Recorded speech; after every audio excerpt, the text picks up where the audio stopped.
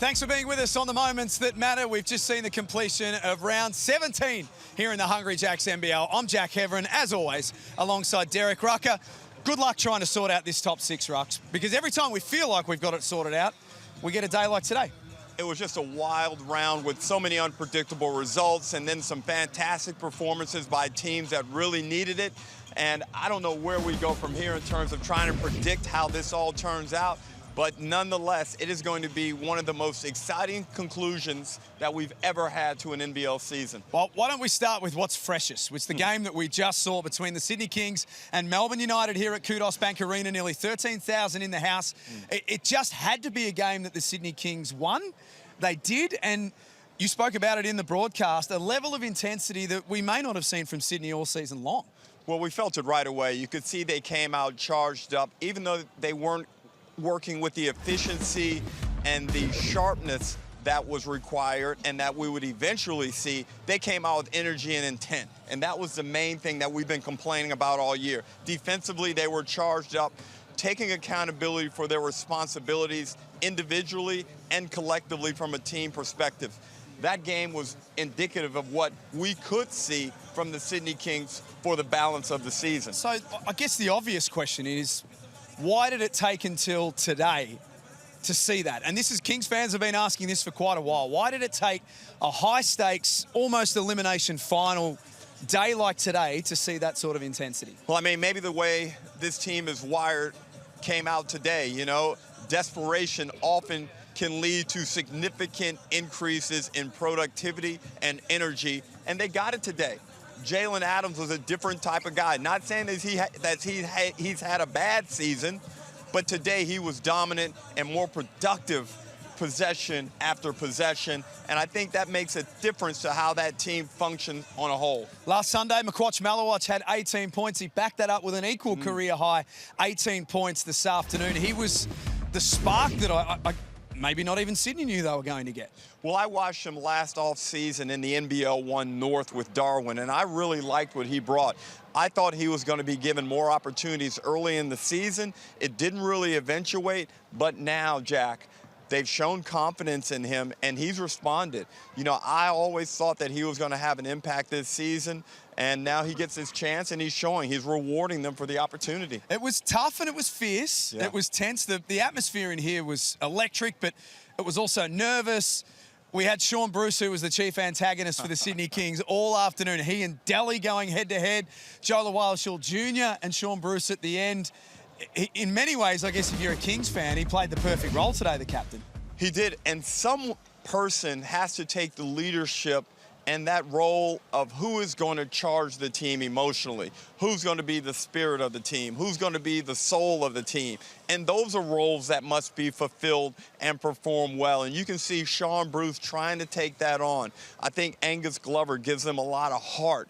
So those guys, ironically, came in today and provided big performances as well as productivity. I think Sean Bruce knocked down 3 threes. Glover was big on both ends in transition. He knocked down a couple of catch-and-shoot opportunities. And those are the guys that have been a part of championship teams. So if they can get that going, Jonah Bolden was good. The Kings had 42 points off the bench. If they can do that, man, they become a dangerous proposition down the stretch.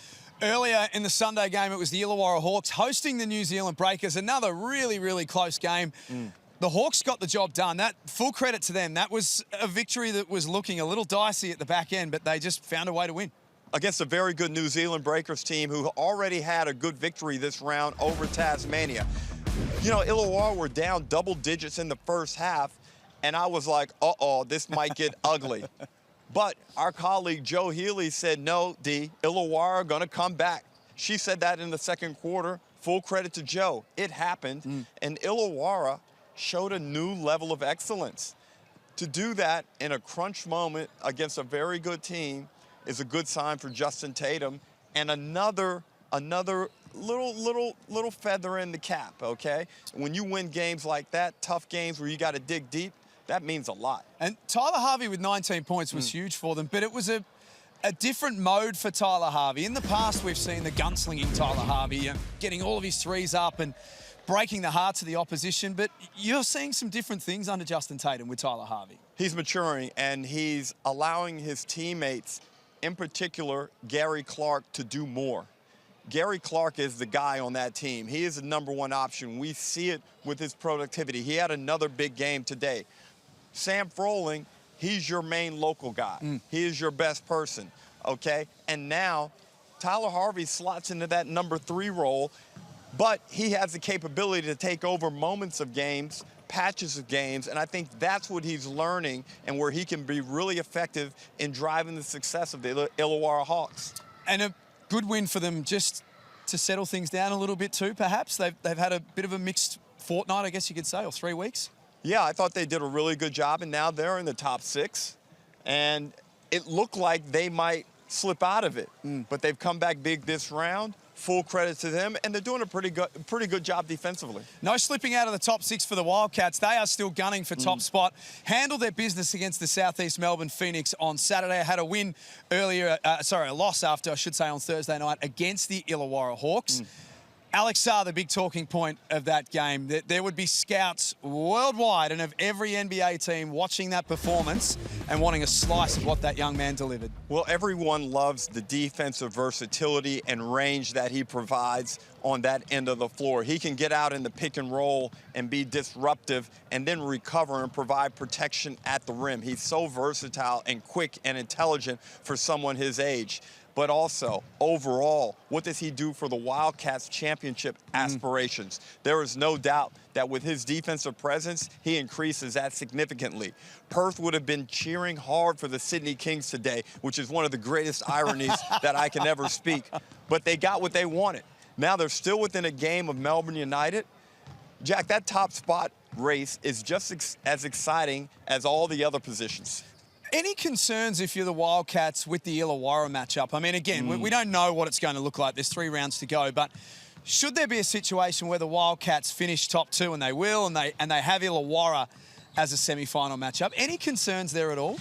Well, I think the likelihood of being matched up against them in the playoffs isn't enough that you need to be overly worried about it. However, it is showing a blueprint to the rest of the league on how to contain Bryce Cotton. Justin Tatum committed to all-out selling out on Bryce Cotton, doubling him, trapping him, showing him super early help so that he was discouraged, and that worked. We had seen Scott Roth employ a same strategy last season, and it was effective. So while it may not be directly the Illawarra Hawks that pose a threat, the strategy that can be taken away from the Illawarra Hawks matchup against the Wildcats could be the big point. It doesn't feel like it was that long ago that we were sitting in these chairs, in this venue, talking about the Adelaide 36ers and how we thought they were broken. We thought there was no coming back and that it was all just about resetting for next season. In many respects, I can't believe that we're sitting here with 3 rounds to go talking about them being a potential play-in team, and they may very well be, Derek, one of, if not the hottest teams in the league right now. Certainly right, and I think we talked about on the broadcast the simplification of the process and what they've done and just allowed their players to take over, maybe less strategy. Sometimes when you're trying to provide concepts and schemes, it can really stifle players' productivity and creativity. And basketball is a highly creative and abstract game, and sometimes things just need to be simple so guys can go out and play. What would opposition teams be thinking about Adelaide? Watching them kind of coming over the hill and coming over the hill fast. Vasiljevic playing some of his best basketball in quite some time. Isaac Humphries may be the best that we've ever seen him here in the NBL. Trey Kell, likewise. What are the opposition teams thinking, perhaps? Well, I think one of the difficult things about Adelaide is you look at their roster and you think, we should handle these guys no problem. But then you actually get out there and you feel them and you play them and you realize how good a player Dejan Vasiljevic is, how effective Humphrey is, how big he is, how mobile he is. Trey Kell all of a sudden has more confidence, and then you're getting little contributions from other guys. And especially when you go play them down there in Adelaide, you may as well be playing one of the top 2 or 3 teams in the competition right now. So full credit to Scotty Nennis for what he's done, and also to those players for sticking with it despite the coaching change and finding a way to win. Sydney on Friday night in Adelaide. Big game, that one. Massive game. It is. And Sydney, I think, will will find a lot of confidence after this victory over Melbourne United. I think defensively, they may have found some rotations and some lineups that work. But again, we got that little subplot with DJ and the Kings, and we'll see how this goes. Big matchup. I don't have the answer on this one, so I'm deferring to you. Okay. Where are the Taipans at right now? They're okay. It wasn't a great weekend for them, but they get a home game, a big home game this week. And right now, it's about taking care of big games at home. I don't think it kills you too much to lose games on the road, but this game, Thursday night at home against Tasmania, it is a do or die. It's similar to what the Sydney Kings face today. The Taipans must have that game, and it's against a very good opposition. And if you win a game like that, you grow. You grow as a group. You grow in confidence, and it could propel you onto greater things over the course of the season. They host the Jack Jumpers on Thursday night. Is it a good time to be getting Tasmania? I think it is, and it's a nice long trip for the Jack Jumpers. There would have to be some doubt in the camp. You can't be 12-12 and full of confidence thinking that you've got all the answers to win a championship. And there were high expectations on that Jack Jumpers team, especially the way they started the season.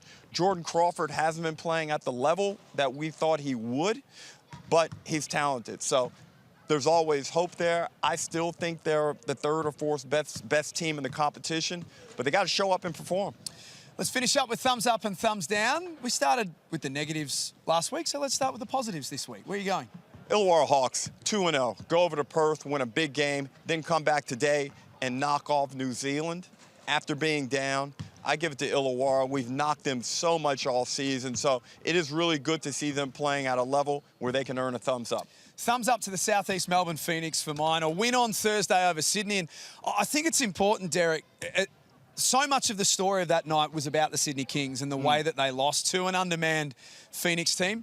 It shouldn't be lost how good the Phoenix were on Thursday night. They played with heart, they played with passion, and they had a young team that took their opportunities, and they were led by Mitch Creek. Now, they didn't win on Saturday against the Perth Wildcats, but it was another really good, impressive showing of just heart and desire and determination.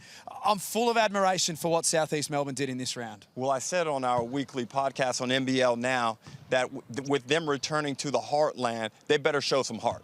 And they did. And they came away from a tough weekend, 1-1, and I don't think Tommy Greer could have asked for anything more than that from his team. It's a short-term sugar hit for them. We know the season definitely hasn't gone to plan for them. Thumbs down to finish off. I'm going to have to give it to New Zealand to drop that game today.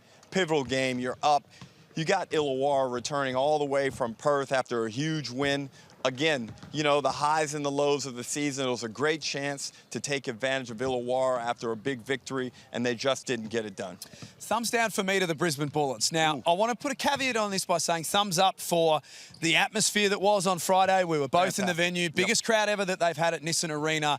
It just felt like a big game, and the Bullets have done so much right. But the thumbs down is that, to me, it felt obvious where they are versus where they need to get to. Now, you can turn that into a positive very quickly, but it was a thumbs down because it was just kind of a reminder of the gap between where the Bullets have got to and where they need to get to. Well, Andrew and I spoke about it on air and off air. Sometimes as a relatively young team in terms of when you've been assembled, you have success, and then all of a sudden you get that big moment, the big occasion, the bright lights are there, and you just don't get it done. Sometimes the nerves compromise the skill.